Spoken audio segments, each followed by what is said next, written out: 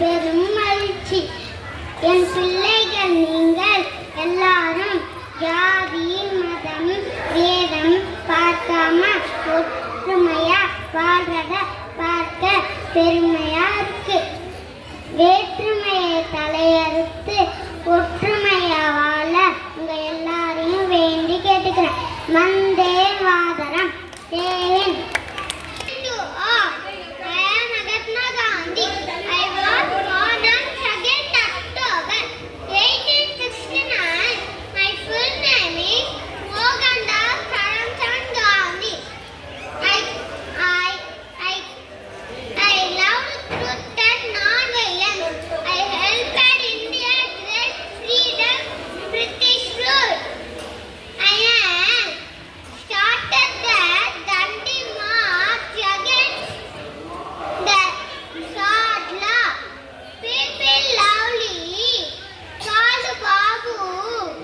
My birthday.